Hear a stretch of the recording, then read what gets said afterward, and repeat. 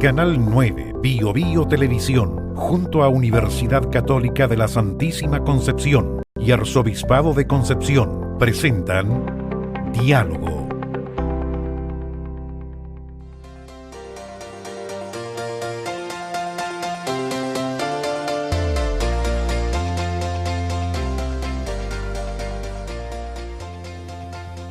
Aquí estamos nuevamente en diálogo, conversando de los temas que a usted le interesa. En este programa de 2 módulos vamos a conversar primero con Leslie Briceño. Ella es licenciada en Historia y candidata al doctorado en Ciencias Políticas. Y en el segundo módulo con Luis Marcelo Silva, sociólogo de la Universidad de Concepción, pero trabaja en la Universidad San Sebastián. Yo quisiera, profesora, en este momento pasar del fenómeno al fundamento. ¿Cómo ve usted el mundo? ¿Cómo ve usted Chile? ¿Cómo ve las relaciones entre las personas que nos ha llevado a vivir la situación que estamos viviendo en este momento en nuestro país? Bueno, una de las cosas que es importante para poder entender, obviamente, el fenómeno que hemos visto en estas últimas semanas es efectivamente mirar mucho más allá y ver a las raíces de lo que ocurre en la sociedad, especialmente la sociedad occidental del siglo XXI. Vimos una sociedad que un poco que ha ido perdiendo la búsqueda de la felicidad. Hemos visto una sociedad que está muy vinculada al consumismo, también al individualismo, y eso lógicamente que trae consecuencias. Vivimos una sociedad que se le denomina un poco desde la perspectiva filosófica de una sociedad posmoderna, donde las verdades ya no son absolutas, no creemos en nada, no creemos en la religión, no creemos en las instituciones, no creemos en los partidos políticos, y finalmente eso genera un desarraigo del hombre y un nivel de descontento que hemos visto manifestarse en las últimas semanas, los últimos días en nuestro país. Y obviamente que ahí hay un fundamento importante a tener en consideración cuando vemos como reacción en la sociedad chilena debido a una situación puntual y que todos nosotros hemos sido testigos de estos últimos días. ¿Cuál es la vinculación en la conciencia de la sociedad de que Chile tenga índices macroeconómicos muy buenos, considerando América Latina, pero índices microeconómicos muy pobres? Por ejemplo, hay personas que viven bajo el nivel de pobreza, tenemos ancianos abandonados, hay un aumento en la tasa de suicidio por desesperación, han aumentado las enfermedades mentales en la sociedad chilena. Bueno, usted habló de felicidad. ¿Cómo cree que repercute esta desigualdad, esta inequidad que se ve de manera tan patente en la sociedad? Bueno, uno de los problemas que yo creo que nosotros nos hemos ido dando cuenta, no solamente en los últimos días, sino que ya es un fenómeno que se ha ido analizando un poco desde hace años. Ya el PNUD lo advertía en su último informe sobre la realidad chilena, que se llamaba Desiguales, que hablaba finalmente de este fenómeno de la desigualdad. Es que tenemos una economía que ha ido creciendo en los últimos, más allá de 30 años, o sea, el fenómeno del crecimiento económico en Chile no es de los últimos 30, sino que podríamos decir de los últimos 40 años, con índices importantes, donde sí efectivamente se ha ido reduciendo la pobreza. Chile pasó de una pobreza de casi 40% a una pobreza de un 10%, y eso a través de la implementación de medidas macroeconómicas relativamente exitosas. Pero a la par, hay problemas que se derivaron y que se dejaron en manos de privados, donde el Estado dejó de tener un rol fundamental como pudo haber tenido en un pasado, o como otros países desarrollados también como Chile han ido involucrándose. Y el momento en que ciertos sectores, especialmente los vulnerables, quedan desprotegidos, empezamos a generar unos niveles de desigualdad que son finalmente uno de los más importantes del mundo. Y el problema finalmente tiene que ver con que, si bien Chile tiene estos índices macroeconómicos maravillosos, de un índice de un Producto Interno Bruto similar a los países de la OCDE, donde además tenemos un ingreso per cápita de acuerdo a los datos de casi $25.000, perdón, de $15.000 para nuestro país, que nos coloca dentro de los países más desarrollados, esa distribución del ingreso no es adecuada, porque son finalmente el 1% de las familias, el 1% de la riqueza finalmente es la que además concentra la mayor cantidad de Producto Interno Bruto. Y ese problema de la desigualdad, de la redistribución del ingreso, es lo que genera un poco parte de lo que hemos visto. Y no solamente parte de lo que hemos visto, sino que además genera niveles de insatisfacción y también de una sensación de estar desvalidos de parte de no solamente el Estado, sino que incluso de la misma sociedad. Porque no tengo espacio para poder hacer vida familiar, no tengo espacio para poder hacer desarrollar bien mi vida familiar, para poder hacer vida social, etcétera. Y eso finalmente genera personas que están finalmente enajenadas por el trabajo. La idea de la alienación, que es una idea de que yo estoy absolutamente cooptado por mi trabajo y tengo que vivir constantemente solamente para trabajar, se ve mucho más presente hoy en día en la sociedad actual. ¿Por qué? Porque vivimos única y exclusivamente para terminar de pagar cuentas, porque si no alcanzo a llegar a fin de mes, tengo que de alguna forma ir supliendo lo que me falta, y eso finalmente se transforma en un problema dentro del hombre y de la relación familiar, lógicamente. Yo tengo una tesis como sacerdote que escucho a muchas personas, es que estamos cada vez más solos, los seres humanos. Usted comparte como cientista político, como historiadora, y creo que tiene que ver con las políticas públicas que se han ido desarrollando en materia de familia y trabajo. ¿Cree que hay un vínculo al respecto? Yo creo que sí, porque efectivamente vivimos una sociedad individualista, donde además las políticas públicas, cuando se desarrollan esta lógica utilitarista, las políticas públicas en nuestro país, y ojo, no solamente en Chile, sino que en muchos países se diseñan en la lógica utilitaria. ¿Qué es lo que es útil para la política pública? Entonces, si lo útil es efectivamente entregar un bono, que no es malo entregar el bono, yo siempre lo voy a seguir dando, pero no me voy a preocupar, además de poder solucionar el problema de raíz. La entrega del bono, por ejemplo, en temas de políticas públicas, por ejemplo, el bono de ayuda de marzo, que es muy necesario para ciertas familias, pero es una entrega parcial de dinero, pero que no soluciona el problema de fondo. Pero sí se ve como una lógica de que yo necesito ese dinero para poder sobrevivir el mes, que el mes de marzo, como todos lo sabemos, es el mes donde más dinero gasta un núcleo familiar. Entonces, vivimos una sociedad individualista porque las políticas públicas se diseñan en esa lógica, pero también porque todo nos está enseñando a trabajar en una lógica de competitividad. El que va a ser el mejor alumno es el que puede obtener la beca, el que, si yo no le presto, me pasa mucho con los estudiantes, uno que hace clase en el mundo universitario especialmente, uno ve como los compañeros también son muy egoístas, no prestan los apuntes, no comparten a veces, no quieren trabajar con los alumnos que pueden tener algún tipo de dificultad, por ejemplo, que son más desordenados o que son más irresponsables, y no, que puede ser válido, ojo, pero finalmente vivimos en una sociedad que también por esta lógica de la alienación, no solamente del trabajo, sino que también la alienación de la tecnología. Vivimos vinculados en el celular, prefiero tener una conversación por WhatsApp que juntarme con un amigo a tomar un café, a conversar, saber los problemas. Y cuando yo le pregunto al otro cómo está, el otro me responde inmediatamente bien, pero puede que esa otra persona no esté bien.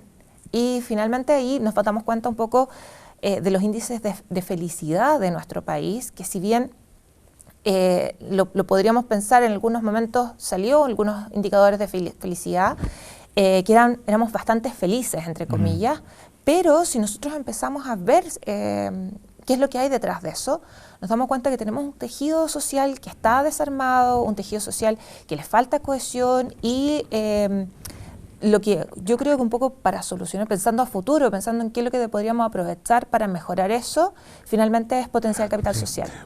Una pregunta que quería hacerle es la siguiente. En este minuto hay una reforma educacional, hay una reforma tributaria, hay una reforma en materia laboral.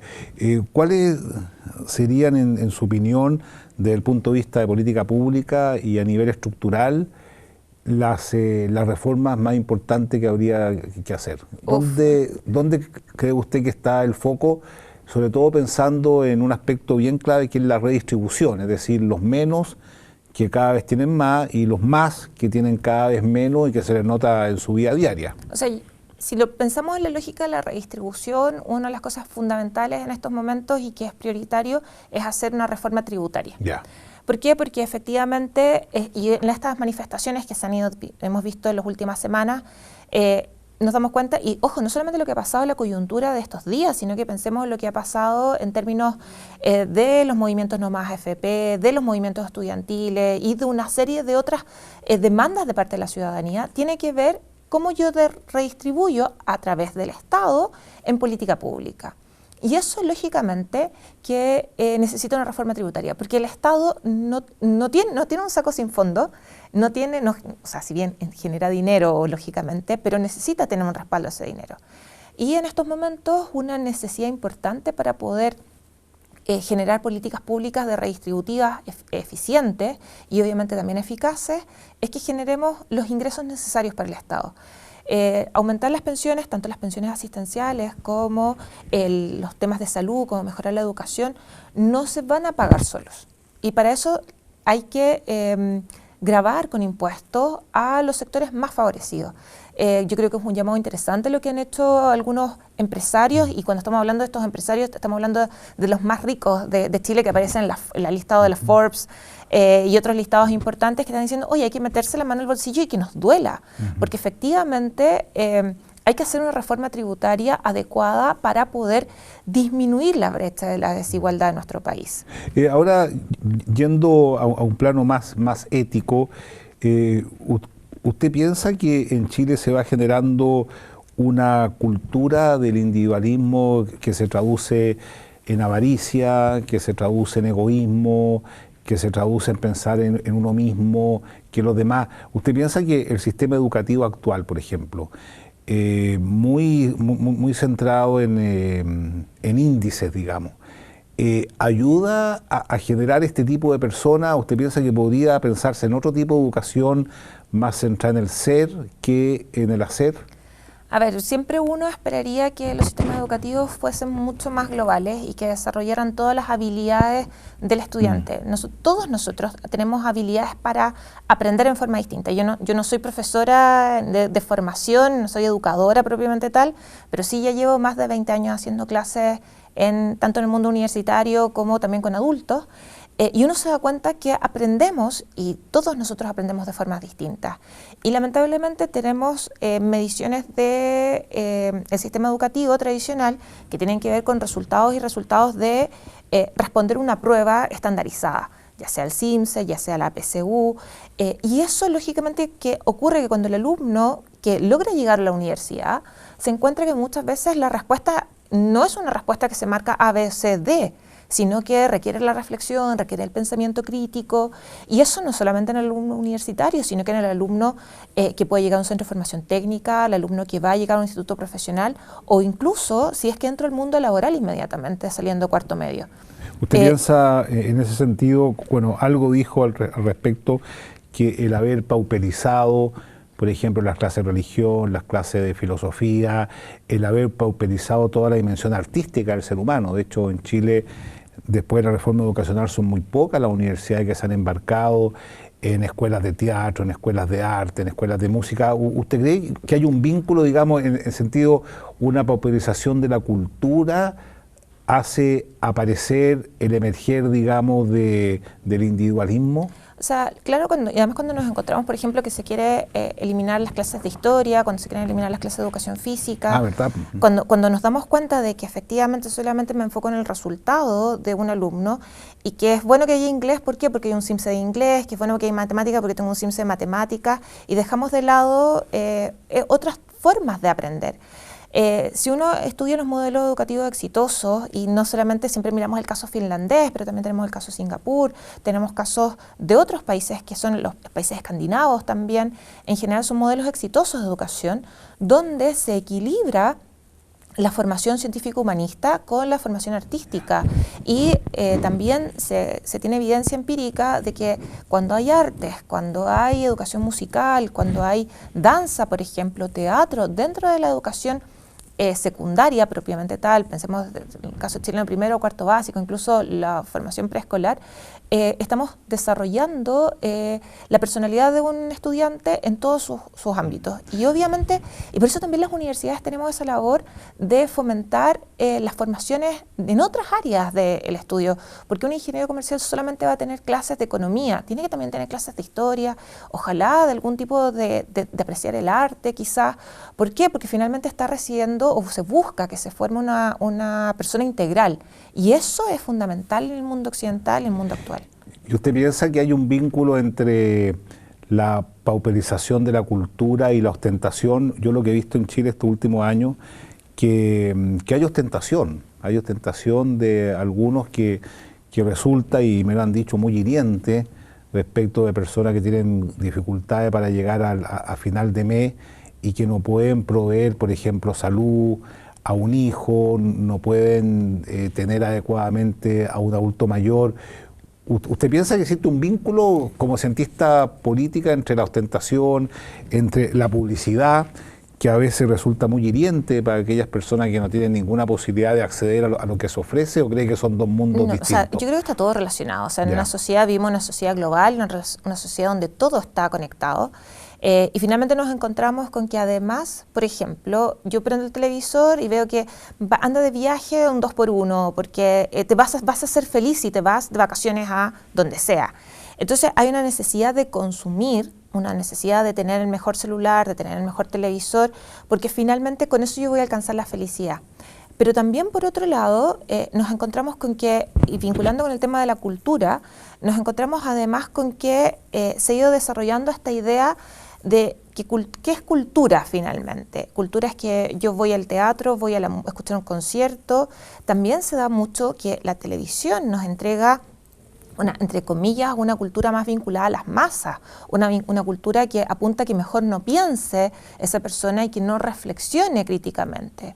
Y ahí se traduce que los realities, por ejemplo, los programas donde me interesa mucho más qué es lo que se puso el artista cuando fue, o con quién está pololeando ahora el cantante o la actriz, etcétera, donde hemos banalizado también la cultura. Sí. Y finalmente nos encontramos con que además, en ese sentido, por ejemplo, lo que pasa con las políticas culturales en Chile, que se le disminuyó, se quitaron los créditos a través del Banco Estado para lo que son las expresiones artísticas, donde los fondos de desarrollo de la cultura en nuestro país han ido disminuyendo sus fondos. Yo no soy especialista en temas de gestión cultural. Pero usted percibe que pero se da uno cuenta cómo ha ido disminuyendo en los últimos años. Profesora, usted le hace clase a varias carreras, ¿no? Sí. Carreras en general.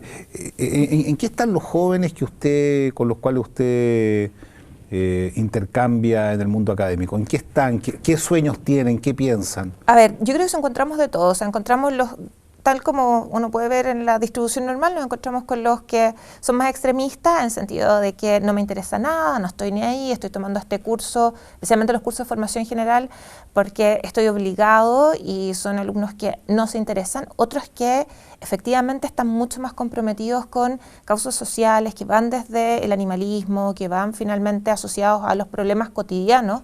Pero nos encontramos también con un grupo importante que, cuando se enfrenta a estas discusiones, se da cuenta de que ha habido una burbuja por muchos años. Yeah. Generalmente los alumnos universitarios llegan, son privilegiados, son los privilegiados que logran ingresar a la universidad, y cuando se encuentran en una realidad mucho más heterogénea, se dan cuenta de esos privilegios, y nos encontramos con que algunos de ellos también buscan cómo aportar.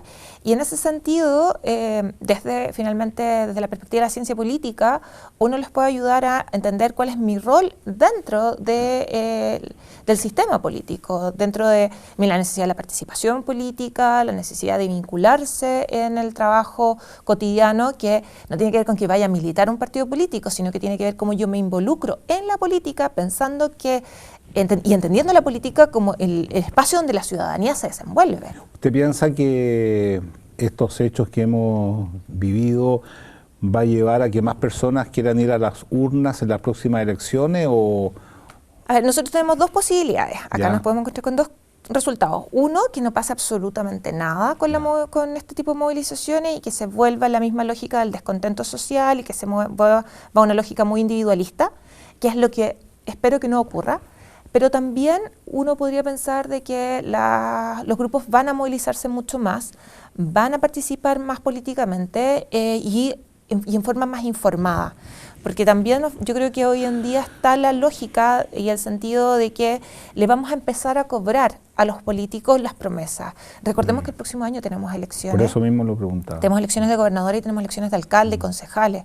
Por lo tanto, yo creo que estamos en la coyuntura específica para la clase política y para nosotros como ciudadanos darnos cuenta de que estamos frente a una oportunidad maravillosa para poder desarrollar mucho más la conciencia cívica de que, ojo, tiene que ver con la participación electoral, pero también con otras formas de participación política. Sí, claro. Las manifestaciones que se han ido dando, las pacíficas, que yo creo que estamos todos en consenso, son una forma también de presentar ideas, pero también la idea de participar. Se han ido establecido asambleas, cabildos, se han ido generando discusión, porque no solamente protestar, sino que además es generar propuestas interesantes. Bueno, yo quiero agradecerle, profesora, la gentileza que ha tenido de venir. Vamos a seguir ahora con Luis Marcelo Silva y le tengo regalo este libro de filosofía, justamente del Departamento de Filosofía. Y muchas gracias. Escríbanos a @pediálogo, porque son estas las inquietudes que tenemos que reflexionar y conversar en este espacio. Muchas gracias.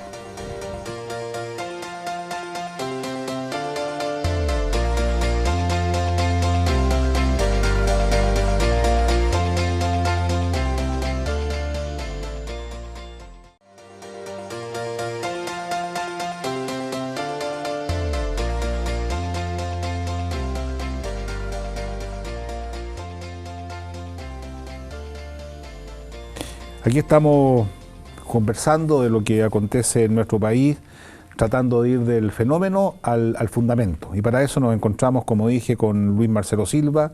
Él es sociólogo de la Universidad del Desarrollo, de la Universidad de Concepción, doctor en sociología y profesor de la Universidad San Sebastián. ¿Cuál es su análisis, su reflexión en estos días como académico, en definitiva, y como ciudadano, por supuesto? Sí, claro. Considerando una y otra, hay una combinación de elementos, efectivamente. Desde la sociología es una condición bien particular, porque la desigualdad es una construcción social y que tiene ciertos correlatos, en nuestro caso, y que obviamente tiene algunos efectos, que se ha debido a ciertas consecuencias, obviamente, que se han generado en el último tiempo, pero que también tiene algunas bases que son revisables e interesantes. Por ejemplo, el hecho de los niños que parten con el quiebre en el metro, ¿no es cierto? Pero es interesante darle una vuelta al tema del efecto que tienen los niños sobre un sistema. A ver. Porque ahí viene el quiebre. En el fondo, si recordamos los grandes efectos que han tenido las movilizaciones sociales en el último tiempo, tenemos el caso de los estudiantes, ¿no es cierto?, por un lado. En el 2006 tenemos el caso de los estudiantes ahora secundarios nuevamente. Yo me preguntaba qué es lo que sucede detrás de eso, ¿no es cierto?, porque algo hay. Y lo que sucede efectivamente es que los estudiantes son el elemento nuclear de la familia. Como elemento nuclear son los que atraviesan y son transversales a todo este sistema. Entonces, frente a eso, cuando los estudiantes en general, cuando las personas más pequeñas de la familia o de nuestra sociedad son tocadas, existe una respuesta también. Y eso es lo que ha llamado harto la atención estos días. Obviamente, a partir de eso podríamos ver otros temas estructurales que tienen que ver con cómo se ha ido construyendo nuestra sociedad. Por ejemplo, ¿no es cierto? El tema de las diferencias existentes a nivel socioeconómico. Si uno revisa el Latinobarómetro del último año, el informe del 2018, se da cuenta de algunos elementos que son interesantes. Por ejemplo, la concordancia en términos de países latinoamericanos, Chile es uno de los países que presenta mayores problemas a la hora de dar la respuesta. ¿Usted cómo cree que irá su situación económica en los próximos años? ¿Mejorará? ¿Empeorará? Y la mayoría de la gente tiende a empeorar. Por el otro lado, también tenemos una respuesta que es paradójica dentro de ese sistema, que dice, ¿y la política? ¿Qué opina usted de la política? Chile también está dentro de los primeros dos países que dice, no, la política sí, la democracia en particular, la valoramos sobre cualquier otro sistema. Yeah. Entonces, desde ahí viene la paradoja en este caso que viene presentándose, que es el hecho de que, claro, la lógica de la situación que estamos viviendo tiene una fuerte raíz económica. Pero también hay una crítica al sistema político, obviamente, y más que al sistema político, a las élites. Pero a las élites, no a la élite por ser quien gobierna, quien tiene la riqueza, sino que a la élite desde la lógica de por qué está pasando esto que podríamos llamar bajo ciertos fenómenos, ¿no es cierto?, problemas de quiebre, de colusiones o de otro tipo. Yo A ese grupo en particular. y voy a preguntarle dos cosas. Ya. Uno, en relación a las demandas, hace algunos años atrás hubo un informe sobre si los chilenos eran felices. Y la gran mayoría dijo que sí, que estaban tranquilos, contentos con su familia, etcétera. Y por otro lado, está demostrado ahora de que los chilenos no somos felices. O sea, tenemos carencia porque, en definitiva, esta movilización es: yo no tengo acceso a la educación, no tengo acceso a la salud, tengo a mi mamá que está enferma y no tengo ninguna posibilidad de acceder a su medicamento, es decir, mi pensión no me alcanza, es decir, son experiencias de la vida cotidiana. ¿Qué pasó ahí? O sea, yo no entiendo, la verdad. Sí, ahí hay un elemento que diferenciar respecto de qué somos felices. A ver. De hecho, cuando uno revisa los índices de felicidad, ¿no es cierto?, globales, Chile aparece en el 2018 el número 26 de todos los países que fueron evaluados. Chile queda muy bien, en Latinoamérica uno de los países junto con Brasil, junto con Colombia, que están dentro de los mayores niveles de felicidad. Pero el detalle es en qué nivel y en qué dimensiones somos felices. ¿Somos felices en la cuestión familiar? Probablemente sí. ¿Somos felices porque tenemos un sistema democrático? Probablemente sí. ¿Somos felices porque podemos vivir en un espacio donde podemos expresarnos? Probablemente sí. Pero ¿dónde no somos felices? Y es ahí donde quizás viene la gran pregunta que nos hemos hecho este último tiempo. Y al parecer una de las cuestiones importantes en lo que no estamos siendo felices los chilenos es el tema laboral. Sí. El tema laboral y todos los efectos que trae el tema laboral. O sea, no solamente una dimensión laboral desde el punto de vista de mi trabajo, sino que más bien en términos de cómo está el sistema completo regulando la condición laboral. Mira, este tema me gustaría mucho que lo profundizara, pero quiero plantarte una tesis de la doctrina social de la Iglesia. El trabajo es la clave de la cuestión social. O sea, eso planteado por Labor en Excelsis y asumido en el compendio. El trabajo es la clave de la cuestión social. Después de esto, por favor, hablemos del trabajo. Exactamente. Bueno, a partir de esa condición lo que podríamos empezar a ver es cuáles son las condiciones de trabajo, ¿no es cierto? Yeah. Entonces, si nosotros revisamos en ese nivel, podríamos darnos cuenta que las condiciones de trabajo, a ver, la mayoría de la gente está feliz cuando tiene trabajo. Sí. La mayoría de la gente está feliz cuando puede llegar a fin de mes y darse cuenta que puede tener un ingreso.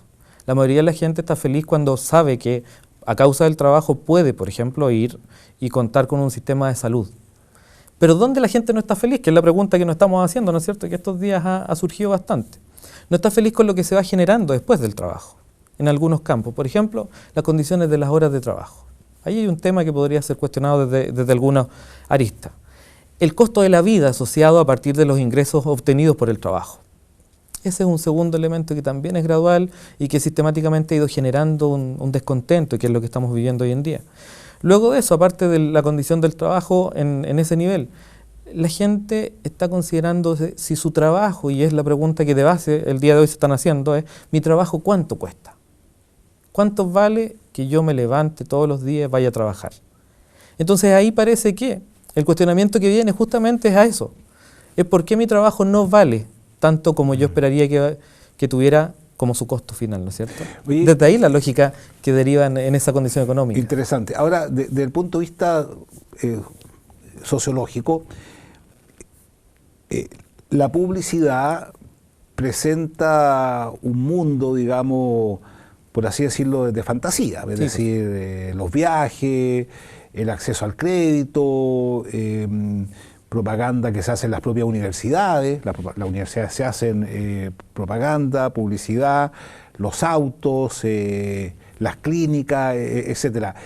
Desde el punto de vista sociológico, ¿cómo repercute eso en aquellas personas que jamás han salido de su barrio, que no tienen ningún acceso a una terapia compleja, que tienen que subirse a un transporte colapsado? ¿Qué es lo que pasa? ¿Tú piensas que ha tenido una influencia, digamos, esta urgencia de vender, de personas que no tienen acceso a eso y que más encima están endeudados? O sea, Chile tiene un alto nivel de endeudamiento. ¿Qué estudia hay al respecto? Bueno, de hecho, respecto de esa situación hay varios elementos que podríamos desarticular para poder analizar. Primero, en primer lugar, el hecho de que cuando pensamos en términos de el endeudamiento, efectivamente, hay un alto nivel de endeudamiento. O sea, la expectativa no ha sido cubierta, ¿no es cierto? Y por lo tanto yo compro algo con un crédito, sabiendo que eso en el fondo hace que yo esté transando mi futuro laboral o mi economía del hogar producto de esta condición. O sea, en el fondo yo estoy comprando a largo plazo. ¿Qué estoy haciendo con eso? Estoy hipotecando mi vida en el momento presente. Entonces de ahí hay un tema interesante, porque por ejemplo ahí también podríamos ver cómo se construye la lógica de la fantasía. La mayoría de nosotros giramos en torno a la lógica de la fantasía cuando vemos redes sociales, ¿no es cierto? Cuando vemos los medios de comunicación que nos presentan estas publicidades de el viaje de tus sueños al precio ideal en tu vida. En esa lógica lo que ocurre es la fantasía. Nosotros pensamos que esa fantasía vale la pena. Y ahí construimos un diseño o diseñamos la lógica de la felicidad a partir de lo que nos vende un otro. Por lo tanto, tratamos de suplir esa condición a partir de la cobertura de esa fantasía. Pero además de eso tenemos el fantasma. Y los dos elementos, Michel Maffesoli, un sociólogo, plantea siempre que estamos entre esos dos elementos. Por el otro lado, el lado del fantasma es el que nos dice, ojo, que si te endeudas vas a estar en una situación crítica. Te puedes ir a DICOM, te vas a endeudar para toda la vida, no vas a tener forma de resolver este problema. Entonces, frente a esa situación, ¿con qué nos encontramos? Que esos dos elementos equilibrados nos hacen desarrollar un proceso vital que es más o menos regular, ¿no es cierto? O sea, podemos sobrellevar en la medida de lo posible, siendo sensatos, bastante bien la vida. Pero en caso contrario nos metemos en un problema, porque efectivamente, si no logramos cubrir nuestras deudas, nos empezamos a enfermar. Y si nos empezamos a enfermar, el sistema de salud también nos empieza a generar un efecto porque empezamos a circular por él, ¿no es cierto? Y empezamos a ver cuánto el sistema de salud nos puede ayudar o no nos puede ayudar. Después de eso también tenemos otra condición que tiene que ver con la diferencia entre la necesidad y los deseos, que es la típica, ¿no es cierto? Que mientras tengo la necesidad yo necesito tomar agua, pero no necesito que el agua tenga una marca en particular para que me quede mejor o no, o peor en el cuerpo. Claro. Entonces frente a eso también hay una imagen que el día de ayer escuchaba una entrevista de un sociólogo también de acá de Concepción, señor Baeza, y decía él, bueno, es que ahí está el mercado fílico. En el fondo el sujeto que considera que todo lo que ofrece la sociedad, ¿no es cierto?, tiene que ver con una condición favorable o positiva desde lo que la mercancía está generando. Ahora, yo veo que hay una contradicción y voy a darle otra tesis, a ver qué opina usted. Yo creo que la sociedad promueve todo, promueve todo, permite todo, pero no perdona en nada. Es decir, promueve los deseos, promueve la fantasía, promueve el éxito, pero el que se embarque en eso y le va mal, no lo perdonan. Le rematan la casa, le quitan las cosas, lo dejan fichado, digamos, en todas partes. ¿Qué le parece esa tesis? Bueno, ahí hay una diferencia que tiene que ver con el hecho de que lo que se dice en la sociología económica en particular, que es que quien genera esa condición de ofrecimiento es el mercado. Y estos días lo que hemos estado viendo justamente tiene que ver con ese descontento, el hecho de que las expectativas están altas, están arriba, ¿no es cierto?, pero parece que la realidad es muy distinta. Entonces frente a eso nos encontramos con que, claro, o sea, mis ingresos no me están alcanzando para llegar a fin de mes. Y yo veo que otro que sigo en las redes sociales, ¿no es cierto?, sí le alcanzan. Y veo que otro que tiene deuda, sí se las perdonan. Entonces ahí hay una situación, claro, de la condición humana, ¿no es cierto?, que llega a ser conflictiva en ese término. O sea, ¿por qué al otro sí, pero a mí no? Y eso es lo que hoy en día estamos viendo, que en el fondo es ese cuestionamiento, de por qué a ese sí y a mí no. En el fondo produce inquietud, desazón, rabia que una persona, un grupo de personas estafe, digamos, públicamente y que después termine en nada, digamos. Claro. Por ejemplo, una universidad que aparece en la prensa generando grandes vínculos con universidades extranjeras y al año siguiente cierra, está quebrada, deja miles de alumnos en la más absoluta indefensión. ¿Y qué pasó al final? Nada. O sea, todo quedó en nada.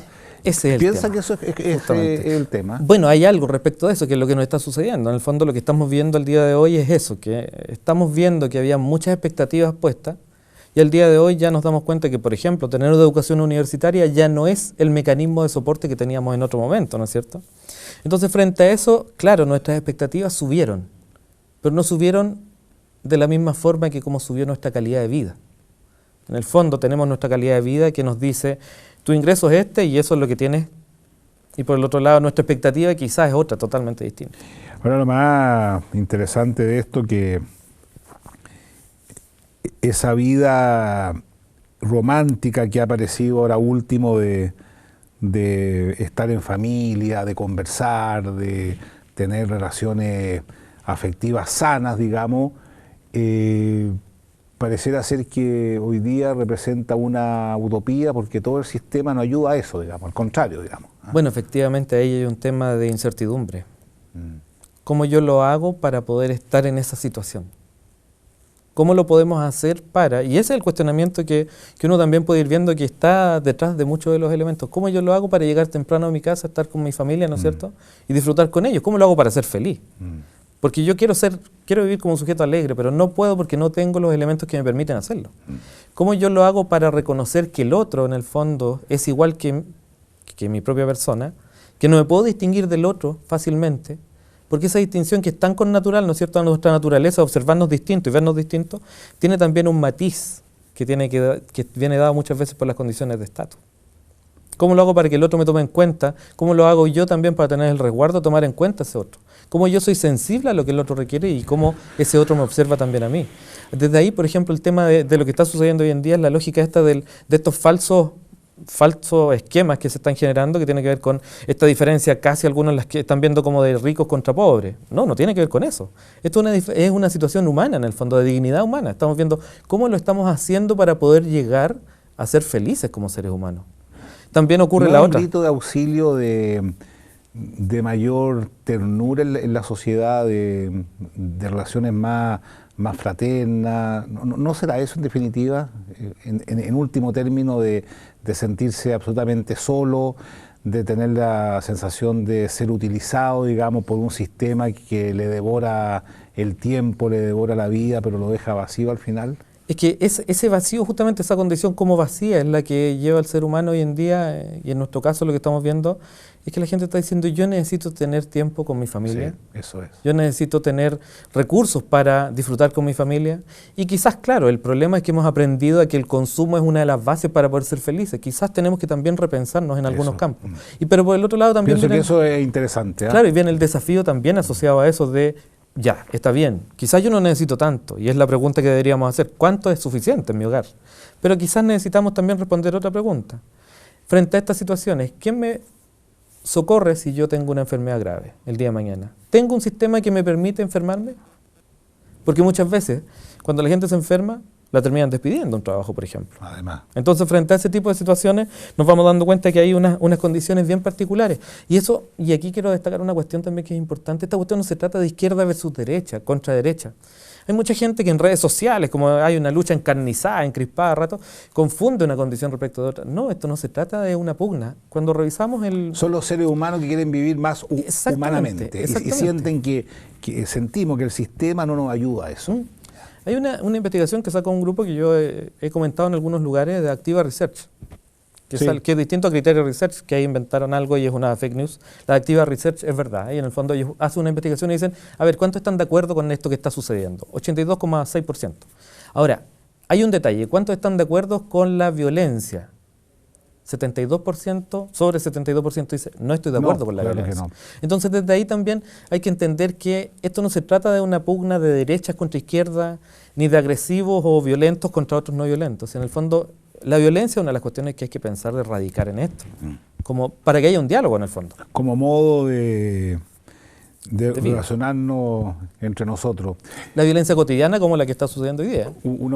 Otra pregunta, profesor Silva. Sus alumnos, ¿en qué están? Me imagino que ahora tendrá contacto con ellos a través de las redes, etcétera. ¿Qué piensan, qué sueñan? ¿Cuáles son sus temores en los 2 últimos minutos que nos quedan? Los estudiantes están bajo la lógica de, igual que en toda la sociedad, dispersos, distribuidos. Tenemos estudiantes angustiados, ¿no es cierto? No saben qué va a pasar, tienen miedo a los saqueos, tienen miedo a la violencia.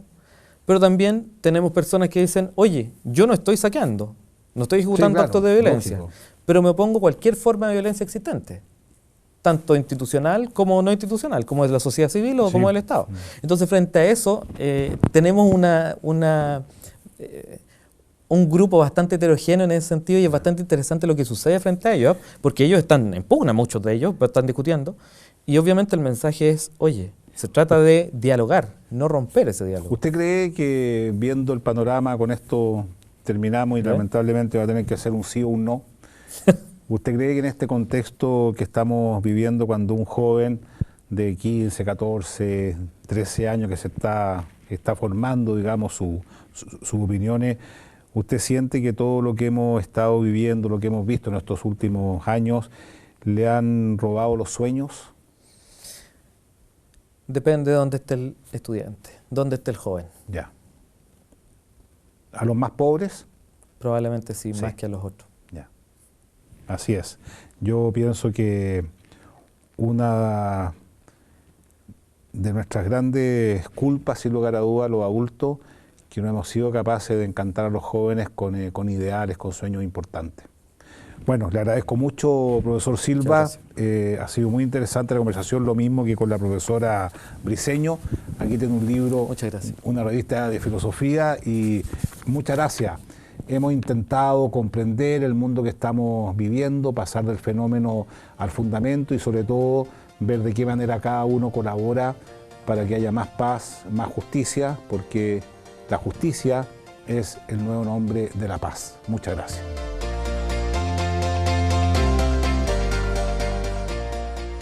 Canal 9, Bio Bio Televisión, junto a Universidad Católica de la Santísima Concepción y Arzobispado de Concepción, presentaron Diálogo.